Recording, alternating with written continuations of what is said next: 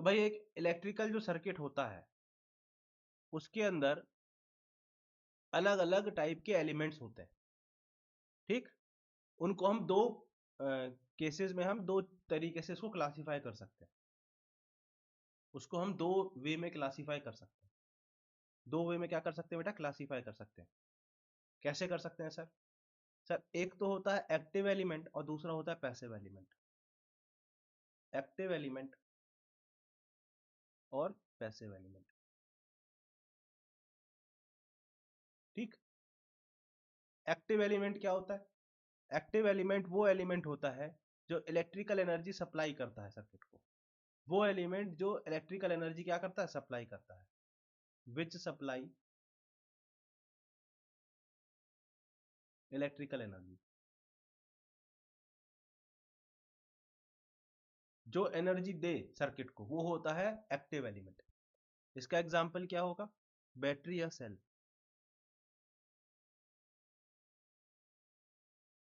ठीक।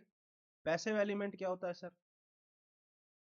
वो element circuit के अंदर, वो एलिमेंट सर्किट के अंदर जो एनर्जी को क्या करता है बेटा, डिसिपेट करता है या कंज्यूम करता है, ठीक है। कंज्यूम करता है या स्टोर करता है, सॉरी, ठीक है। विच कंज्यूम और स्टोर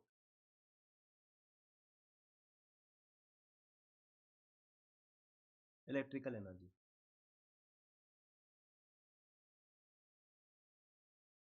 इसका एग्जांपल क्या है बेटा? कैपेसिटर है, ये स्टोर करता है एनर्जी को, ठीक है। रेजिस्टर है। हमारी पूरी स्टडी इनके अराउंड ही होने वाली है, एक्टिव एलिमेंट्स और पैसिव एलिमेंट, इन्हीं को हमको स्टडी करना है, ठीक है। इन्हीं को हमको क्या करना है, स्टडी करना है इस पूरे चैप्टर में, राइट। अच्छा, अब आते हैं हम इलेक्ट्रिक करंट से, इलेक्ट्रिक करंट पे, ठीक। इलेक्ट्रिक करंट पे किस पे आते हैं? Electric current. What is electric current, बताओ बताओ, what is electric current? Sanvi? और सोचो। हम्म, बताओ। Rate of flow of charge through any area, through any cross section. तो अगर एक क्रॉस सेक्शन हमने ऐसा ले लिया, ये क्रॉस सेक्शन है हमारा, ठीक है, इसको ऐसे नहीं, अगर मान लेते हैं ये हमारा वायर है, ऐसा वायर को हमने मोटा दिखाया, इस वायर के इस क्रॉस सेक्शन को हमने कंसिडर किया। अब जिस रेट से इस क्रॉस सेक्शन से चार्ज फ्लो होगा, जिस रेट से चार्ज फ्लो होगा, मान लीजिए एक सेकेंड में, एक सेकेंड में मान लीजिए एक कूलम चार्ज यहाँ से आया और यहाँ से पास हो गया, ऐसे पास हो गया, एक सेकेंड में एक कूलम पास हो गया, तो हम करंट क्या कहते हैं? Rate of flow of charge, मतलब एक कूलम पास हुआ है एक सेकेंड में, तो ये हमारा हो जाएगा 1 एम्पियर। तो rate of flow of charge, इसको मैथमेटिकली हम कैसे लिख देंगे? I is equal to D Q upon D T. जब रेट डिफाइन करना होता है तो डिफरेंशिएशन आ जाता है, तो D Q upon D T. I is equal to क्या हो जाता है? D Q upon D T. और ये हमारा क्या हो जाता है? Instantaneous current. मतलब अगर आपको Q का फंक्शन पता है तो इंस्टेंटेनियस करंट सीधे आप डिफरेंशिएट करके निकाल सकते हैं। बताओ। और अगर आपको एवरेज करंट निकालना है तो आप क्या करोगे? Delta Q upon delta T निकाल दोगे। मान लीजिए 3 सेकंड का आपको बता दिया कि एवरेज में इतना चार्ज फ्लो हुआ है, तो एवरेज करंट आप ऐसे निकाल सकते हो। बताओ बताओ। यस। हम्म। अच्छा, एम्पियर की डेफिनेशन भी मैंने बता दी आपको indirectly. What is the definition of ampere? Current की ऐसा यूनिट क्या होती है? एम्पियर होती है। करंट की ऐसा यूनिट क्या होती है बेटा? एम्पियर होती है। व्हाट इज द ऐसा यूनिट ऑफ करंट? एम्पियर। ऐसा यूनिट क्या है? एम्पियर। अब एम्पियर का मतलब क्या होता है? 1 कूलम जब एक सेकंड में फ्लो कर जाए तो 1 एम्पियर बनता है। ये एम्पियर की डेफिनेशन मैंने आपको बताई है। एक कूलम्ब अगर 1 सेकेंड में फ्लो कर जाए, किसी क्रॉस सेक्शन से एक कूलम्ब अगर 1 सेकेंड में फ्लो कर जाए तो वो क्या होता है बेटा? एम्पियर होता है। यस, बताओ। अच्छा सर, यहां इस इक्वेशन को देख के कुछ मन में आ रहा है? क्या आ रहा है सर? अगर हम dt को दूसरी तरफ भेज दें तो ऐसा हो जाएगा कि नहीं? हाँ सर। और फिर अगर हम कुछ ऐसा कर दें अगर, तो ऐसा हो जाएगा कि नहीं? हाँ सर, हो जाएगा।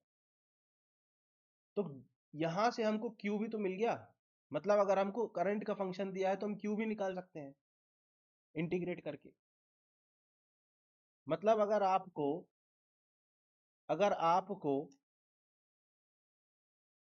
Q दिया हुआ है तो आप डिफरेंशिएट करोगे टाइम के रिस्पेक्ट में तो आपको करंट मिल जाएगा। और अगर आप टाइम के साथ इंटीग्रेट कर दोगे I को तो आपको Q मिल जाएगा। बताओ सर, इंटीग्रेशन का मतलब क्या होता है? Sir area. हाँ सर, एरिया होता है सर। ठीक। इसका मतलब ये हो गया ना कि करंट और टाइम ग्राफ का जो एरिया है वो चार्ज देगा आपको। करंट टाइम ग्राफ अगर आपको दे दिया सवाल में तो आपको चार्ज मिल जाएगा। तो चार्ज फ्लोन, इसको क्यू या डेल्टा क्यू से दिखाया जाता है। सिंबल इसका क्यू लिख दो या डेल्टा क्यू लिख दो, बात बराबर है। ये क्या होगा? Area under IT graph. समझ आ रहा कि नहीं बात? बताओ। ए आईटी ग्राफ के नीचे का एरिया अगर आप निकाल दोगे तो आपको चार्ज कितना फ्लो हुआ ये पता चल जाएगा। यस। ठीक है। अब जो करंट होता है बेटा वो वाटर फ्लो की तरह होता है। करंट किसकी तरह होता है? वाटर फ्लो की तरह होता है। ठीक। मतलब सर अगर एक हमारे पास, हाँ, अगर हमारे पास एक ऐसा कंडक्टर है जो नॉन यूनिफॉर्म क्रॉस सेक्शन का है तो हर एक क्रॉस सेक्शन के अबाउट जो करंट होगा वो सेम होगा। मतलब अगर यहां से आई करंट निकला है तो यहां से भी आई करंट निकलेगा और यहां से भी आई करंट निकलेगा। सोच के बताओ क्यों?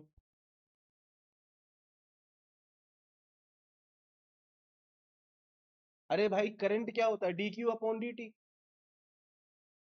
यस। ये जो मटेरियल है इसकी कैपेसिटी करंट चार्ज को स्टोर करने की नहीं है। तो जितना भी चार्ज इसको पीछे से मिलेगा ये आगे बढ़ा देगा उसको। ठीक है। तो करंट क्या है? D Q upon D T है। तो यहाँ पे करंट में एरिया आ रहा है क्या कहीं पे टर्म? नहीं आ रहा है। तो भाई यहाँ का क्रॉस सेक्शन एरिया कम होगा या ज्यादा होगा उससे क्या लेना देना है? यहां से मान लीजिए 1 कूलम चार्ज आया, ये पास हो गया पूरे वायर से। तो करंट हम क्या बोलेंगे कि मान लीजिए 1 सेकंड में 1 कूलम चार्ज 1 सेकंड में मान लो पूरे वायर से पास हो गया। तो हम हर सेक्शन पे ही बोलेंगे ना कि 1 कूलम चार्ज पास हुआ, तो हम सेम करंट हो जाएगा हर सेक्शन पे। बताओ। बताओ। ये बात समझ आ रहा है? तो सर एरिया का क्या फर्क पड़ेगा? एरिया का फर्क पड़ेगा इलेक्ट्रॉन की वेलोसिटी पे। ठीक है। इलेक्ट्रॉन। अच्छा, करंट के बारे में एक चीज और बतानी है। क्या? Direction of current. पहले ये समझ लो।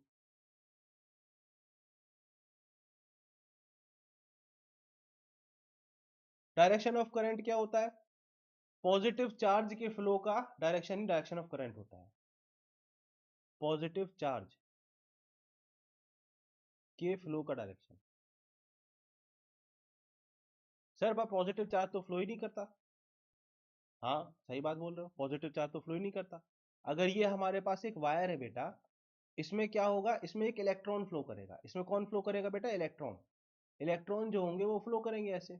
मान लीजिए इलेक्ट्रॉन ऐसे इस डायरेक्शन में फ्लो कर रहे हैं। तो करंट का डायरेक्शन इलेक्ट्रॉन के फ्लो के डायरेक्शन में अपोजिट हो जाएगा। क्यों? इलेक्ट्रॉन अगर ऐसे फ्लो कर रहे हैं तो हम ऐसा इमेजिन कर सकते हैं कि पॉजिटिव चार्ज लाइट डायरेक्शन में फ्लो कर रहे होंगे, सेम इफेक्ट प्रोड्यूस करेंगे ना। बताओ। तो हम ये भी कह सकते हैं कि opposite to the direction of flow of electron है, ये opposite of direction of flow of electron है। इलेक्ट्रॉन के फ्लो के डायरेक्शन के अपोजिट करंट होता है। बताओ। बताओ। हम्म। हमेशा हमेशा ऑलवेज। बताओ। तो अगर इलेक्ट्रॉन यहाँ पे लेफ्ट हैंड साइड जा रहे हैं तो करंट आगे की साइड दिखाओगे आप, राइट हैंड साइड। और मान लेते हैं इलेक्ट्रॉन अगर राइट हैंड साइड जा रहे होते, ठीक है, इलेक्ट्रॉन अगर राइट हैंड साइड मूव कर रहे होते, फ्लो कर रहे होते ऐसे, तो आप करंट कहाँ दिखाते? लेफ्ट हैंड साइड, पीछे की तरफ दिखाते, इसके अपोजिट दिखाते हमेशा। बताओ। पक्की बात? हम्म। अच्छा, एक पॉइंट और। अब जैसे मान लो, जैसे मान लो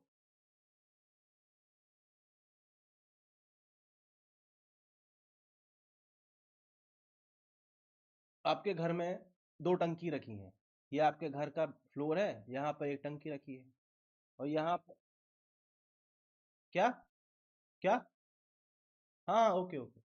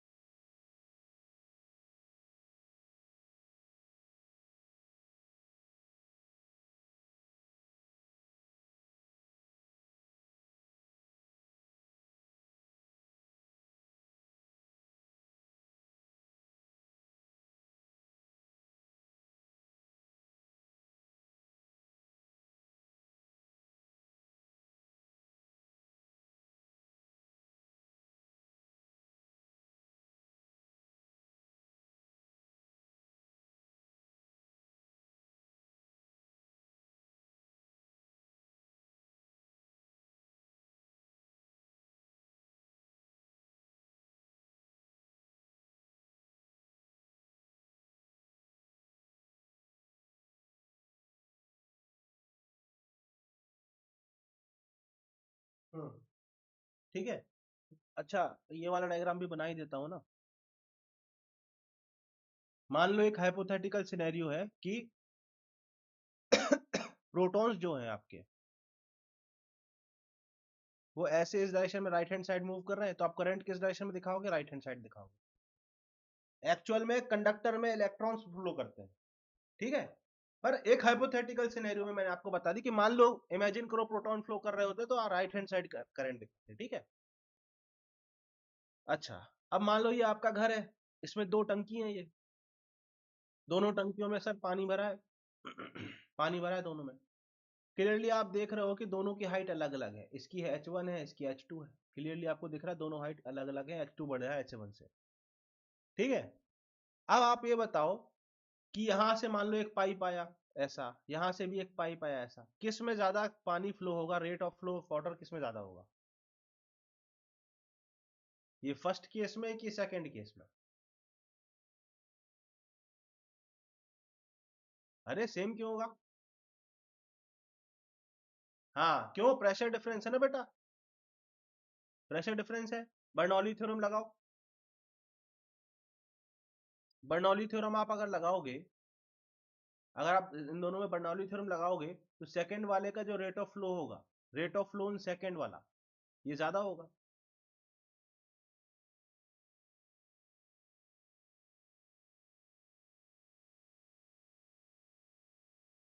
ठीक, तो सेकंड का रेट ऑफ फ्लो ज्यादा होगा। तो बेसिकली क्या है, ये जो पोटेंशियल डिफरेंस है, पोटेंशियल एनर्जी का जो डिफरेंस है, इसकी वजह से पानी फ्लो हो रहा है। पहले वाले केस में पोटेंशियल एनर्जी का डिफरेंस कम है दूसरे वाले केस के कंपैरिजन में, इसलिए दूसरे वाले में क्या है, ज्यादा रेट ऑफ फ्लो पानी का हो रहा है। ठीक, वैसा ही क्या होता है करंट के लिए भी होता है, वैसे ही क्या होता है करंट के लिए भी होता है। करंट को भी एक पोटेंशियल डिफरेंस चाहिए होता है। बिना पोटेंशियल डिफरेंस के करंट फ्लो नहीं हो सकता, बिना पोटेंशियल डिफरेंस के करंट फ्लो नहीं हो सकता। Current can not flow without potential difference. Current can not flow without potential difference.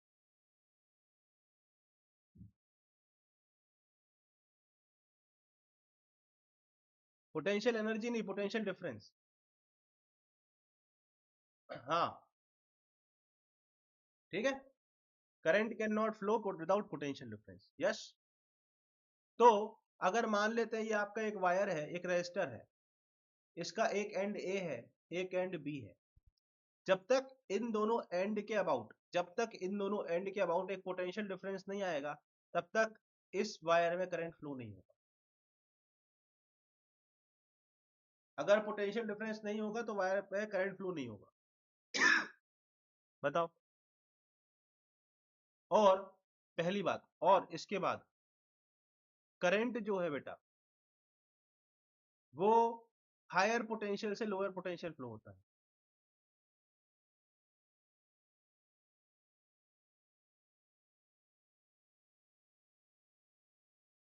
इसका मतलब ये हुआ कि VA की वैल्यू इस डायग्राम में VB से ज्यादा होगी। बताओ, VA की वैल्यू इस डायग्राम में VB से ज्यादा होगी। अगर ऐसा डायग्राम बना है और A से B करंट जा रहा है, तो VA की वैल्यू VB से ज्यादा होगी। यस बताओ। यस, समझ आया? चलो, तो समझ आ गया तो एक क्वेश्चन करो फिर।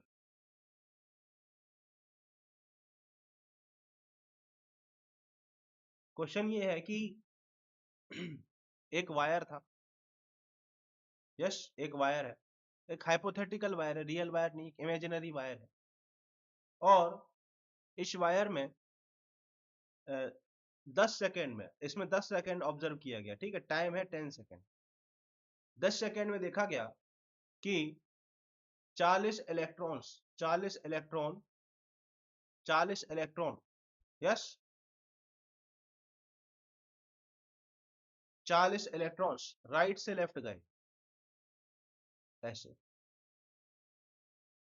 किसी ने देखा कि 40 इलेक्ट्रॉन राइट से लेफ्ट चले गए 10 सेकेंड में। ठीक, और उसी 10 सेकेंड में, उसी 10 सेकेंड में 40 प्रोटॉन्स, 40 प्रोटॉन लेफ्ट से राइट गए। तो इस वायर में करंट कितना है, ये बताओ।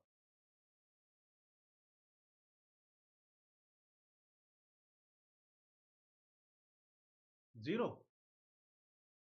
कैसे?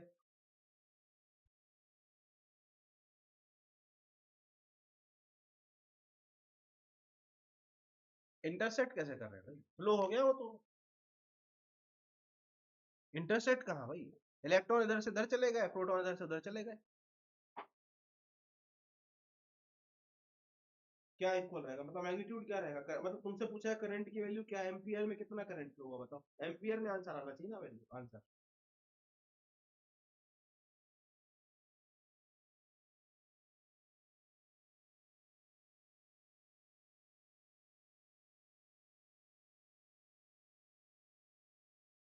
बताओ।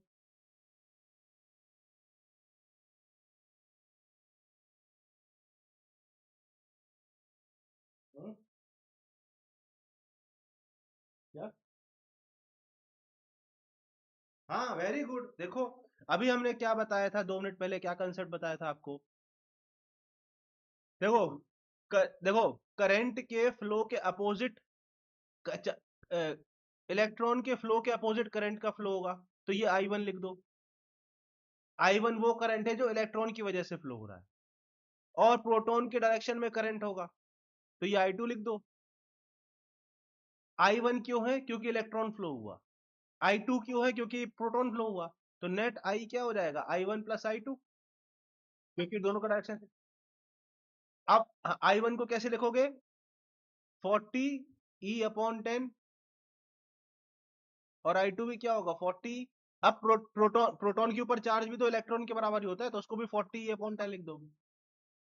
ये हो जाएगा 8 एम्पियर।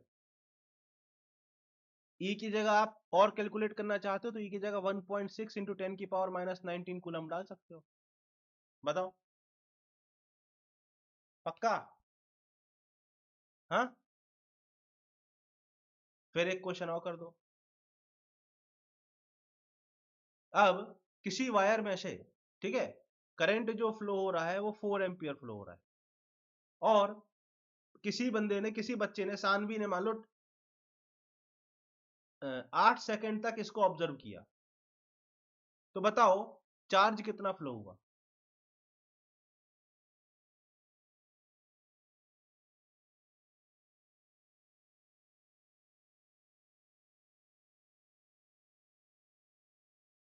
Very good.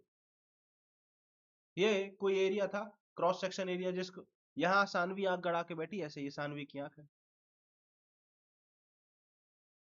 ठीक।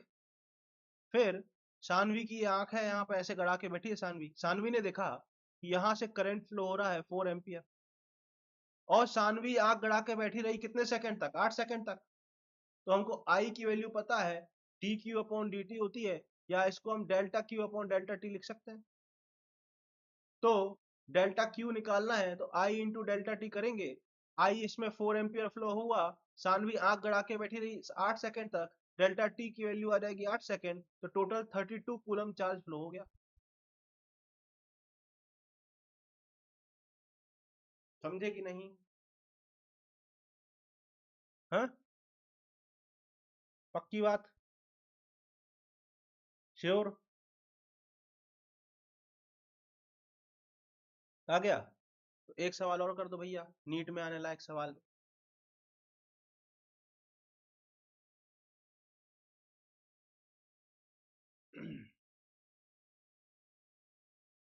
अब एक बात मुझे बताना, एक वायर है, उसके अंदर करंट फ्लो हो रहा है, अब वो करंट कितना है? 3 ampere plus 2 ampere per second into time, ये करंट फ्लो है, ठीक है। आपको पहली बात ये बताना है कि t=0 सेकेंड से t=4 सेकेंड तक कितना चार्ज फ्लो हुआ है। यस। और सेकंड आपको बताना है कि एवरेज करंट कितना होगा।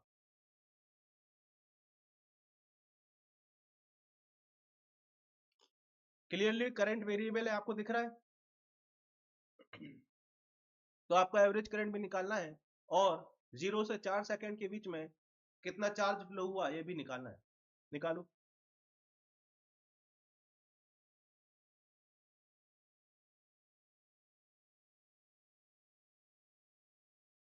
Very good, very good, very good. Integration होगा पहले वाले क्वेश्चन में। हाँ, डेल्टा क्यू यहां से मिल जाएगा, delta Q by delta T. Very good. आपको पता है आई इज इक्वल टू होता है dQ/dt, तो आपको dQ निकालना है तो आप लिखोगे आई डी टी। आई की वैल्यू क्या है? 3+2t। ये बेटा ये सिर्फ यूनिट लिखी हुई है, बस उससे कोई मतलब नहीं है, ठीक है, इंटू डी टी। और फिर इंटीग्रेशन कहां से कहां? 0 से 4 सवाल में दिया हुआ है, तो आप करोगे तो इंटीग्रेट करके बताओ कितना होगा। सिखाए थे आपको हम, बताओ कितना होगा।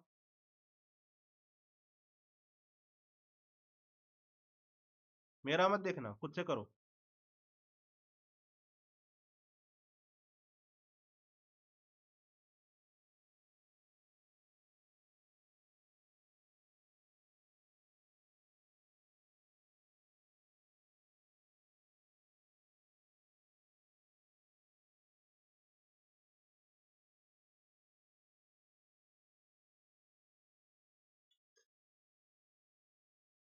सही है, पक्की बात। यस, बताओ। हम्म। पल्ले पड़ रहा है कि बस सब हवा? ऐसा तो मन में नहीं आ रहा, इधर चली मैं उधर चली, जहां जाने कहा मैं किधर चली, वो वाला गाना तो मन में नहीं आ रहा है ना? पक्का? चलो भाई, एक और सवाल करो भाई।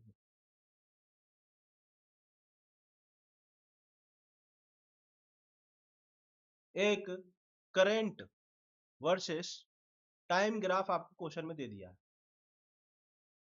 यस, ये गिवन है आपको सवाल में। अब आपको बताना है पहला बात, चार्ज फ्लो कितना हुआ और एवरेज करंट, बताओ।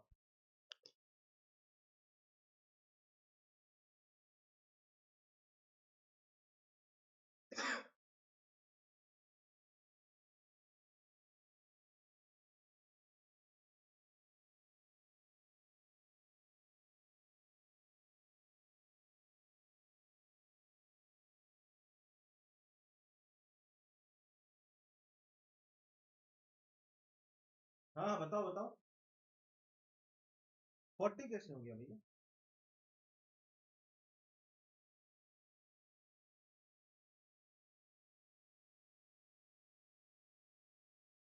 हम तो रोने लग रहे हैं यार, हम तो रोने लग रहे बहुत जोर से यार।